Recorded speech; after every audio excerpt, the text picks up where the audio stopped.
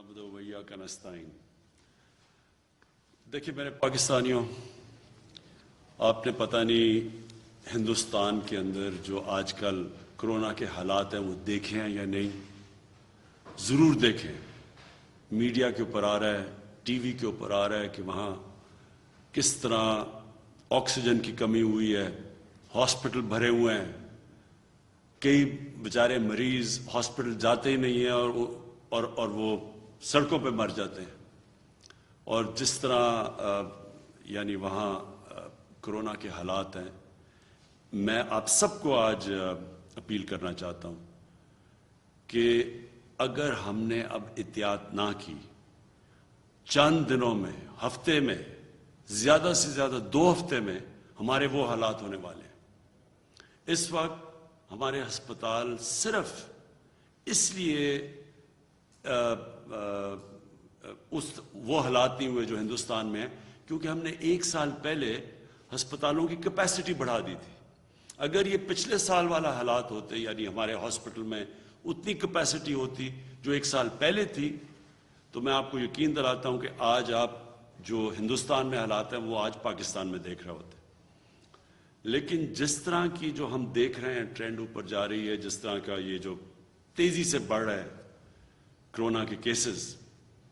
तो मैं आज सिर्फ आपसे अपील करना चाहता हूं कि आप बराए मेहरबानी करके ये जो SOPs हैं, ये जो हम बार बार कहते हैं और अब लोग इसके ऊपर कोई तवज्जो ही नहीं देते, ये जो मास्क है सबसे पहले तो इसको अगर आप पहनेंगे आधा आपका मसला यहां हल हो जाता है। और अगर आप सब ये अब से लेके ईद तक अगर SOPs के ऊपर चलेंगे तो हमें वो कदम ना उठाने पड़े जो बदकिस्मती से इस वक्त हिंदुस्तान में उनको उठाने पड़ रहे हैं, यानी कि शहरों का लॉकडाउन करना पड़ेगा। अगर हमारे भी वही हालात हो गए जो हिंदुस्तान के हैं, तो इस कोरोना को रोकने के लिए हमें फिर बंद करने पड़ेंगे शहर। और हम वो नहीं चाहते क्योंकि दुनिया का तजर्बा ये है कि जब आप लॉकडाउन करते हैं तो जो सबसे कमजोर और गरीब तबका है वो पिस जाता है। तो इसलिए मुझे तो आज कह रहे हैं लोग कि लॉकडाउन कर दो, लेकिन हम इसलिए नहीं कर रहे क्योंकि बार बार मैं कहता हूं कि जो बेचारे दिहाड़ीदार हैं, जो मजदूर हैं, जो बेचारा तबका कमाता है तो बच्चे खाते हैं, वो सबसे पहले मुतासर होगा। इसलिए हम अभी रुके हुए हैं, लेकिन कितनी देर हम ये रोक सकते हैं लॉकडाउन से, आपके ऊपर डिपेंड करता है। अगर आप आज से एहतियात करें जिस तरह 1 साल पहले आपने की थी। 1 साल पहले जब पिछली रमज़ान आई, वाहिद मुल्क था पाकिस्तान जिसने मस्जिदों को बंद नहीं किया। लेकिन मुझे बड़ा फ़ख्र था कि जिस तरह हमारे उलमा ने, जिस तरह उन्होंने लोगों को बताया, जिस तरह इमाम मस्जिद ने लोगों को SOPs पे फॉलो करवाया, पाकिस्तान बच गया। हमें कोई मस्जिदों से कोरोना फैला नहीं। उसी तरह आज अगर आप उसी तरह एहतियात करें, और मुझे अफसोस से कहना पड़ता है कोई एहतियात इस वक्त नहीं कर रहा, कोई SOPs के ऊपर नहीं चल रहा, बहुत कम लोग चल रहे हैं। इससे बहुत बड़े खतरे का अब हमें सामना करना पड़ रहा है। इसी तरह अगर हमने एहतियात ना की, हमें लॉकडाउन करना पड़ेगा। हमारी माइशत जो कि अल्लाह का करम से इस वक्त ऊपर जा रही है, उसको नुकसान पहुंचेगा, दुकानदारों को नुकसान पहुंचेगा, फैक्ट्रीज को नुकसान पहुंचेगा, लेकिन सबसे ज़्यादा नुकसान बेचारे गरीब लोगों को पहुंचेगा। तो मैं यहाँ हमारे जो NCOC में असद उमर जो हर रोज़ इसको मॉनिटर करते हैं, डॉक्टर फैसल हैं जो कि मेडिकल ओपिनियन देते हैं, मैं चाहूँगा कि इनसे ये आपसे मुख्तसरन बात करें और आपको समझाएं कि हम किधर खड़े हैं, हमें क्या करना चाहिए,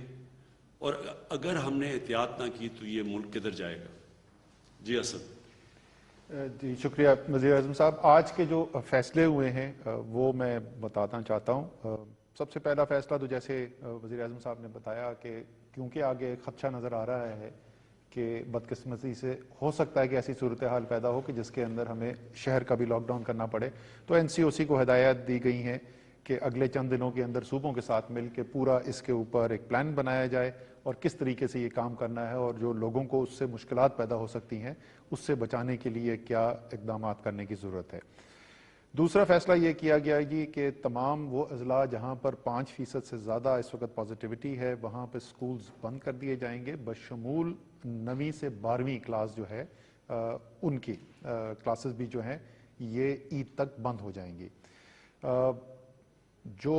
اس وقت بازار ہمارے کھلتے ہیں 6 بجے تک کا بازار کھلے ہوں گے، اس کے بعد جو ہے صرف وہ چیزیں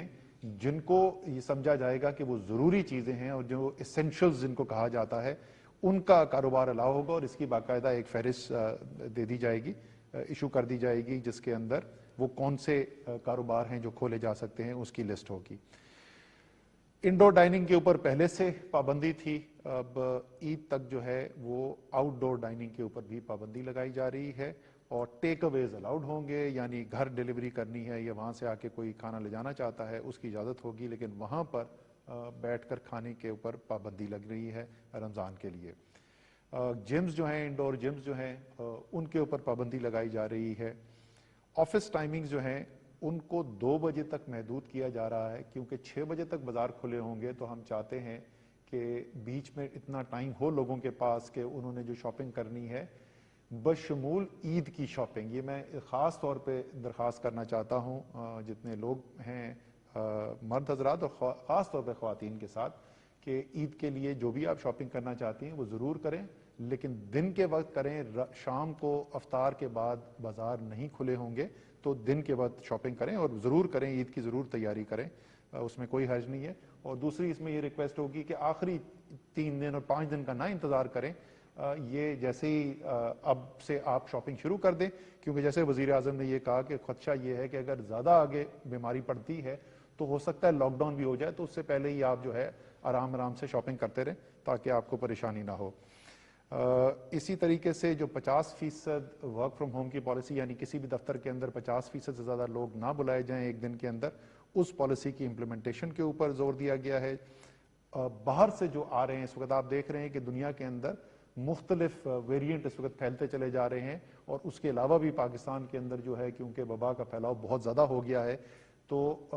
ہدایات دی گئی ہیں کہ اگلے 1-2 دن کے اندر ایک تفصیلی پالیسی بنائی جائے جس کے اندر جو لوگ باہر سے آ رہے ہیں اس کی تعداد میں بھی کمی لائی جا سکے، اور اس کے ساتھ ساتھ جو یہاں پہ آئیں گے لوگ ان کی ٹیسٹنگ کا اور ان کی کوارنٹین کا جو نظام جو ہے وہ بھی ایک مربوط نظام بنایا جائے تاکہ وہاں سے باہر سے وبا کے آنے کی وجہ سے خدشہ نہ پیدا ہو۔ اسی کے ساتھ آخری چیز جس کے اوپر ہدایات دی گئی ہیں وہ یہ ہے کہ ہمارا آکسیجن جو سپلائی ہے، ہمارے جو لوگ مریض جو ہیں جو کرٹیکل کیئر کے پیشنٹس ہوتے ہیں جو ذرا زیادہ سنجیدہ جن کو بیماری ہو جاتی ہے ان کو آکسیجن لگانی پڑتی ہے، اور اس وقت صورتحال یہ پیدا ہو گئی ہے کہ ملک کی پوری پیداواری صلاحیت جو ہے آکسیجن کی ہم اس کے 90% کے اوپر جا چکے ہیں، اور اس کے اندر سے تقریباً 80% جو اس وقت آکسیجن ہے وہ استعمال ہو رہی ہے، 75 سے 80% صحت کے لیے، اور کورونا ایک بہت بڑا حصہ ہے اس کے لیے۔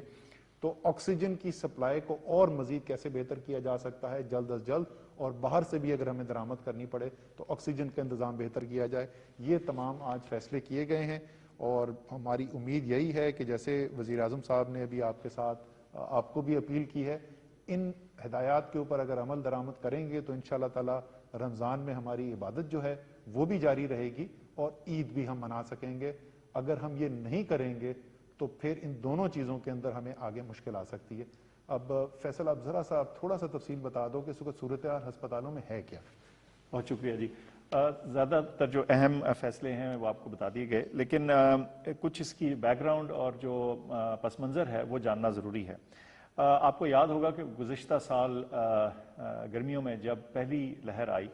تو انتہائی شدید دباؤ پڑا ہیلتھ سسٹم کے اوپر، بہت سارے لوگ انٹینسو کیئر میں اور آکسیجن کے اوپر داخل ہوئے، اور ان کی تعداد تقریباً 3500 کے قریب میکسیمم کے قریب چلی۔ یہ میں آپ کو بتاتا چلوں کہ اس وقت جو آج کی یہ جو فگر ہے یہ 4600 سے اوپر ہے، تو ہم پچھلی دفعہ کی جو لہر ہے اس سے بہت اوپر جا چکے ہیں اپنے، اگر ہم ہیلتھ سسٹم کے اوپر پریشر کو میجر کرنا چاہیں۔ اس کے علاوہ جو پرسنٹ پازیٹیوٹی ہے وہ لگاتار 10% سے اوپر یا اس کے لگ بھگ چل رہا ہے۔ اس سے کیا پتہ چلتا ہے؟ اس سے یہ پتہ چلتا ہے کہ ہمارے معاشرے میں وبا کا پھیلاؤ جو ہے وہ شدید موجود ہے. ہمارے بڑے بہت سے شہر ہیں جہاں جو پرسنٹیج پازیٹیوٹی ہے وہ 20% سے بھی زیادہ ہے, اور ہم یہ بھی دیکھنے میں نظر آ رہا ہے کہ کچھ ایسے شہر جو اب تک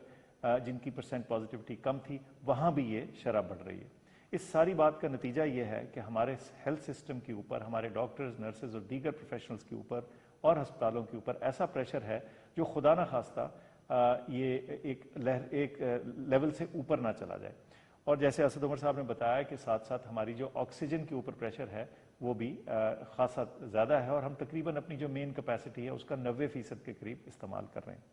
تو اس صورتحال میں, اور یہ وہ پس منظر ہے جس نے ہمیں مجبور کیا ہے کہ یہ آج ہم فردر کچھ سختیاں اناؤنس کریں, اور جیسے آپ نے سنا کہ وزیر اعظم نے ذکر کیا کہ اگر ہم ان پہ عمل نہیں کرتے تو خدا نہ خواستہ ہم اس جگہ نہ پہنچ جائیں جہاں ہمیں واقعی ایک لاک ڈاؤن کرنا پڑے جو کہ ہمیں دوہری تکلیف سے